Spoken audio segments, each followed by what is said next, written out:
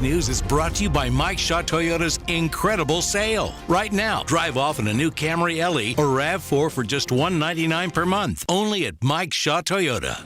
Now, Chris 6 News at 6 continues. And welcome back. You know, any discussion about the future of our city would be incomplete without considering the Port of Corpus Christi.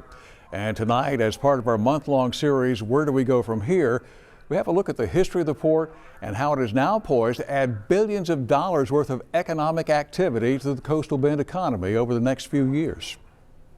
Cotton was king when the Port of Corpus Christi first opened for business in 1926. Farmers here in Nueces and the surrounding counties were some of the largest cotton producers in the state.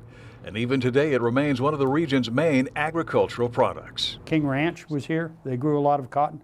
South Texas still grows a lot of cotton, and Texas grows more cotton than any other state in the nation. But the discovery of oil here in the early 1930s dramatically changed the nature of the port. Oil became the king, and we became an import port for crude oil to serve what at the time were originally 6 refineries and are now 3 refineries. And that lasted till 2010, really. Now, the port did not build a single new dock for nearly 30 years, but late in the 1980s, port officials began looking at ways to diversify.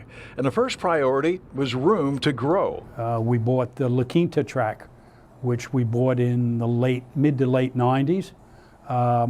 We ended up swapping some land to get Harbor Island. New infrastructure was also needed. The Joe Fulton Trade Corridor was built to provide better highway access. $55 million was spent to build the Nueces River Rail Yard, giving us the best rail facilities of any port from the Gulf of Mexico. And a $1 billion project is now underway to build a new harbor bridge. The only missing piece had been a deeper, wider ship channel to handle today's larger ships, which can haul twice the capacity of the tankers that can currently dock here at the port. Efforts to get the necessary permits and funding date back to 1990. Now, Congress authorized the project 2 times, but it never made it to the president's budget, which is key to getting funding. And nothing happened until a new administration took office in 2017. When President Trump was elected, he had 3 primary areas that he wanted to concentrate on, and those were energy independence, infrastructure, and balance of trade. And I would tell you that we check all 3 of those boxes with this particular project. So then it was just a matter of getting the president's ear. And Zahn says thanks to Congressman Michael Cloud, that opportunity presented itself recently. Congressman Cloud called and he said, give me some facts. I'm going to get to ride on Air Force One from Houston to Washington, D.C., and I'm going to have the man's ear. And judging from a news conference the very next day, the congressman was persuasive. So in Texas, they can't get the big ships in because they need to dredge a couple of feet. Standard stuff. They can't get the permits. It's not from us. They've been trying for years. You may have heard about it, you may not, but whatever you can do for the great state of Texas, this way they can bring the giant ships right in, fill them up, and they go out. And the president has kept his word, committing $26 million to get the channel project started.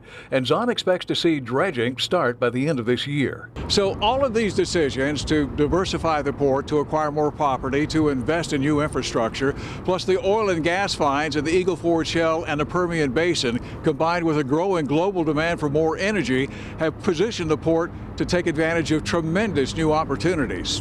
You know, what's driving a lot of the growth here, of course, is our energy renaissance, but it's also the fact that we've got great workforce here, both professional and trade craft. We've still got abundant available land for development. We've got a deep draft channel. We've got some great educational institutions that help develop future talent. So all of that combined is a recipe for success. And here at the Port of Corpus Christi, we're committed to putting all those ingredients together and ensuring that we've got economic stability and growth for the next 5 years, the next 10 years, hopefully the next 20 years. And as we just reported yesterday, the Army Corps of Engineers has just kicked in $59 million for that channel improvement project, and that's great news.